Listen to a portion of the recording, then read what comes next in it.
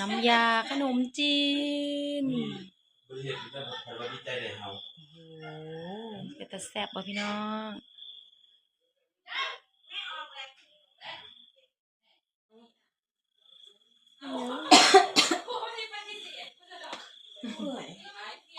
เมื่อยก็ไปหาอาบน้ำนี่ไป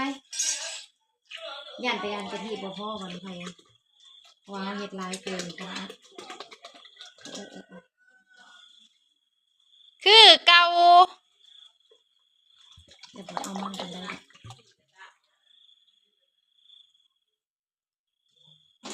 น้ำยาขนมจีน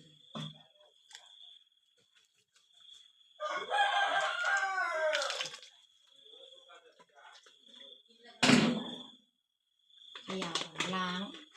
ประหยัดมัธยัสถ์มีบาเยอะเลยยัง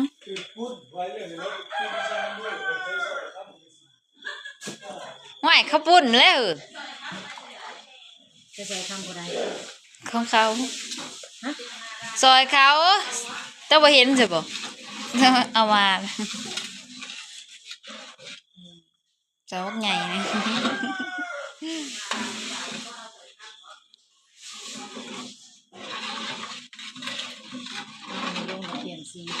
มันก็เป็นสีแดงวันนี้สีแดงเอาไม้ไปใส่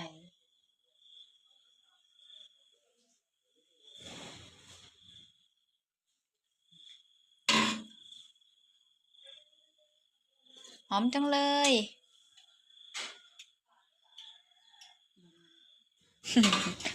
ข้าวหมูมักใหญ่นักช่างพอยังได้กระซองกัน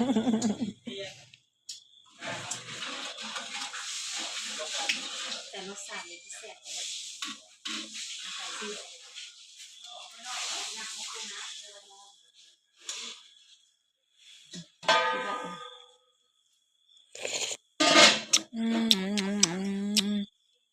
แซ่บอยู่มันอยู่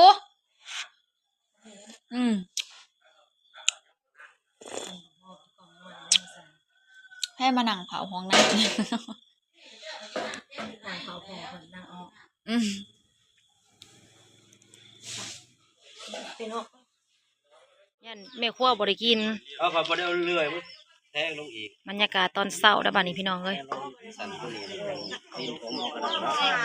ยันแม่ครัวบ่ได้ห่อเฮ้ยเอาให้5 โลพ่อแม่ครัวน่ะสิเอาจักโลเดียวนี่นะเอาไว้ยายดาวห่อเท่าละคนละโลหั่นนะเอาธง2เนี่ยเอ้ยธงสีแดงเองซื้อมาน่ะนั่นแหละธงนั่นแหละไม่ได้เอาเมื่อไรนี่จะมาเป็นตาแสะคือผู้เฮ็ดแท้เนาะโทษมันคนงามหนึ่งซอยและงามผูกคนคือเนาะคือว่าสัตว์ซอยและงามผูกคนว่าอะไรคนงามซอยเลยคนงามซอยโมมีผู้ย่องเด้ตื่นแต่เช้ามันมีเท่านี้ย่องเอาเองยังหัว1ข้าวตอนเช้า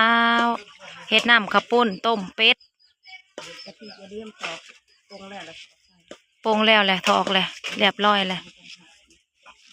ปิดเรียบร้อยปิดแล้วก็ถอกลงบัวลอยอยู่ในจานมันบ่มันหักบ่จักขวดเดียว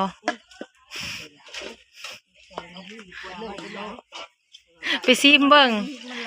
มันลายห้องตะกี้ว่าสิบ่เฮ็ดลายปานนี้แจ้งจักหน่อยอยากไปเอามาใส่หม้อใหญ่เด้ใส่นั่นเอา2 ขวดไปซิมเบิ่งเด้อปื้อความนัวมันนะไปซิมเบิ่งใหม่แน่ไม่ใช่กระบอกรถไฟฟ้าไอเฮ็ดผมให้เอื้อยแน่เบียร์ให้ทองยางเฮาเอามาก็มีกินได้อยู่บ่แม่แซ่บอยู่บ่มันบ่แซ่บเขาบ่ได้ปรุงให้อีกเลยบ่เฮาปรุงไว้แต่นั่นแล้วเขาก็บ่ได้ปรุงให้เอากระโต๊ะ9หม้อเดียวของเพิ่นได้กินแล้วเทื่อเดียวแล้วได้เทื่อ2มันสิแซ่บเพิ่นบ่มักกินอาหารซ้ำ ใส่ผ้าขนเอาพายผูกแขนยาย แค่เพิ่นเถอะแค่เท่านั้นก็งามแต่เขา เอามันมีอันแบบขาวๆนั่นแหละอันจักตั้งแต่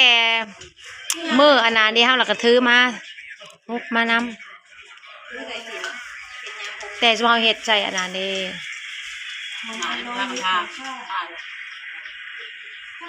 สติกท่าให้แม่ใหญ่เนี่ยกว่าสูท่าสติกให้แม่ใหญ่เนี่ย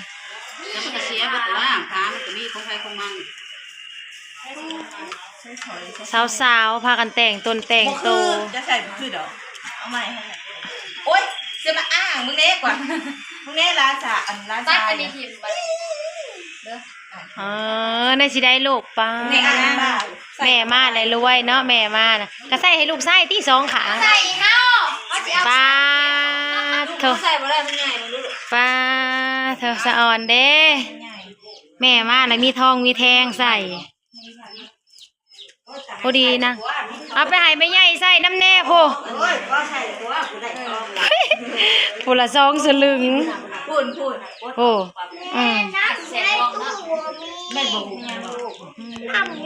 สาวไผ่ก็งามได้เวอร์นี่ได้เรื่องอลามอลีมเฮ้ยบ่มีกี่เนาะของโตเนาะเอ้ยไปซื้อเอาเฮ้ยถึกๆนึงเฮ้ยท้องนะไปซื้อเอาเองสิจ่ายให้ดอกแต่ว่าเอาเงินในเตงนี่เป็นคนจ่ายพากันแต่งตนแต่งตัวแขกก็ยังโอ้ยเฮ็ดให้ร้านเช้าเนี่ยเด้อเฮ็ดให้น้องมึงเนี่ยแทนอีอ้ออีอ้ำนี่น้องนั่นแหละมันน้อยกว่าพี่ตะวันลานเอาเบางนยังเอาลานพี่ตะลานมึงบ่ล่ะแต่อยากหัวอ้าวอีแม่ย่านแขกบ่มาบอกแล้วโมก็มาแล้ววะโมบ่มาก็กินเองอีแม่ย่ายน่ะย่านคนบ่มาผูกแขนเดียวนี่นะเด้ยากหน่อยก็มีเลยโต1 2โตพี่น่ะพ่อใหญ่แล้วก็มาก่อนหมู่ตอนนี้เราเตรียมพร้อมอาหารเราก็เตรียมพร้อมเอาน้ำก้อนไปใส่กระติกเนี่ยเด้อแล้วก็เอาน้ำใส่แต่ละติ๊กนะเอาน้ำก้อนใส่แล้วก็น้ำใส่ตั้งเป็นจุดแต่พ่อสีแก้วเกิดยังมาแต่พ่อสีแก้วได้อยู่ล่างพูดแต่พ่นทันก็ยังมาเลยพ่นทันก็ยังมาไอ้บางไปฮะแต่งโตเด้อคนน่ะเดี๋ยวแล้วไปนุ่งส่งยีนบัดนี้เอ้ยแม่สิบ่งน้ำหายอยู่ลูกเจ้าปู่คนนี้เจ้าพ่อคนนี้ปล่อยแล้ว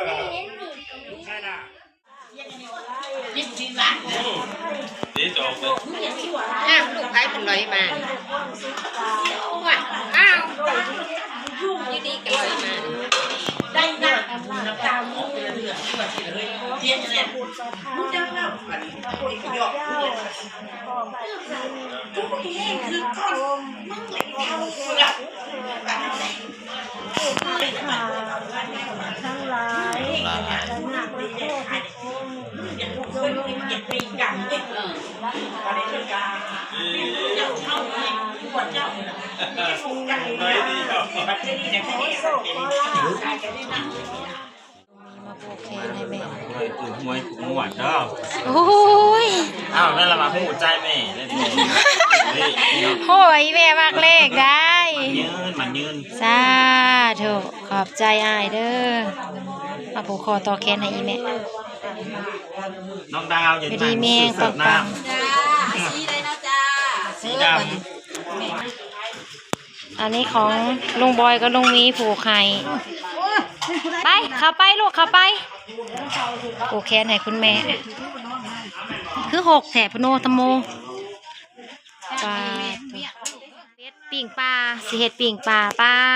คุณแม่ได้เงินหลายเนาะมื้อนี้เนาะเต็มคันเนาะเอ้ยมานๆเด้อแม่เด้อมื้อนี้ผูกแขนให้แม่แก้วพี่น้องเอ้ยส่วงให้เศร้านี่คือสวยสดชื่นได้มื้อนี้เพิ่นได้เงินหลายเนาะไหนยิ้มแย้มแจ่มใสแล้วได้เงินหลายเนาะให้ลูกขอหน่อยเด้อมาเบิดเลยมาเบิดแล้วซุปเปอร์มนก็มาแล้วลงมีลงบอยก็มาแล้วเบิดแล้วบัดนี้พี่น้องเอ้ยคุณแม่ก็จะนับเงินเพิ่นโอ้มานได้เต็มโอเต็มคัน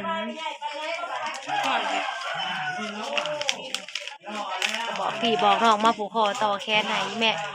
ให้ช่วงให้เศร้าได้บาดได้ออกมาแต่ห้องหมอผ่าตัดนิ้วท่อน้ำดีกับผู้ดีผูกคอต่อแขนไหเลยหดทรงเลยปีใหม่อยู่ดีมีแห้งอยู่เย็นเป็นสุขสุขภาพแข็งแรงสุขกายสุขใจแล้วเฮ้ยบ้านนี้เป็นห่มผู้ห่มใจให้ลูกให้หลาน เห็นพ่อแม่นั่งขมอกขแมกอยู่กับพี่แห้งพี่น้องเอ้ยนับเป็นแหลมซิดไป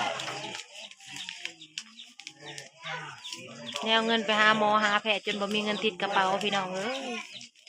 จนบ่มีเงินอยู่ในกระเป๋าไปหาแต่หมอจากลูกมาจากแม่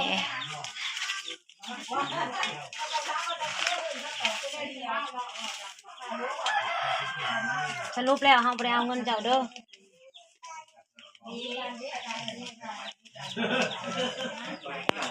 เอาคงเอาเลยเอามาคืนมาแรงแล้วสิไปร้องเพลงกันสิคออีแม่ไปขอหักว่ามีเงินค่าเฮือสิไปมาแรงนี่แหละร้องมาแรงนี่แหละคนอื่นบ่ได้ไปคนอื่นกลับมาหาคนบ่ไปดีก็นั่งเป็นช่วงการได้ใช้เสืออ้ายได้สรุปเสือแบบเดียวกันเลยบ่แม่นของอ้ายคือหยีใหญ่ๆไปหับลุงบอยกันเด้อพี่น้องเอ้ย เพิ่นอยากได้ ไม่แน่หรอวะ เพิ่นให้ไอ้บอยเอามาให้ มันอยู่นี่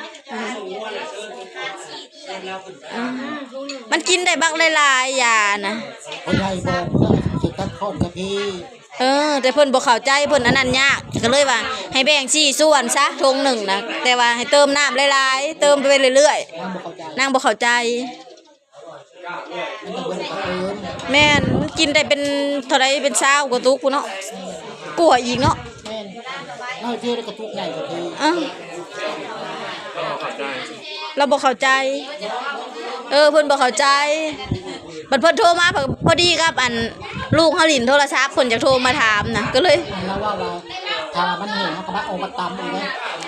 ว เพื่อแบบเฮาอัน ตำเงินมันก็ไปส่งคืน เพื่อมันสิจืด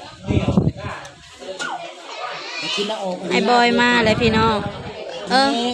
เพิ่นกินแล้วว่าเพิ่นอันมันนั่น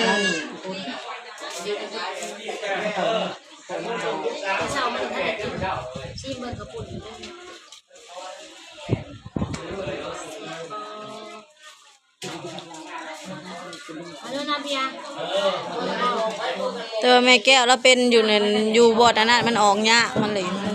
ได้พา ใหญ่บ่ พี่แม่นะใหญ่อยู่บ่อของเรานะมันเป็นอยู่บ่อนั้นมันบ่ออกคันบ่ผ่าออกมันเจ็บแล้วอร่อยค่ะ เจ็บขนาดหิวคิ้วงอหันเจ็บถูกใจตัน มันเป็นน้ำมันนี่เหรอ แต่คนไปเจ็บนั่นมันไม่อันนี้ กินข้าวพี่น้องไอ้บอยฮะกลับมาฮอด แต่นี่เจ็บ ไปนั่งมองไม้ลูกอย่ามาวนอย่าไปตัวโน่ออกลูก ย่าเช้าคิ้วบอกให้ล่างถ้วยกูจะดีแล้วจี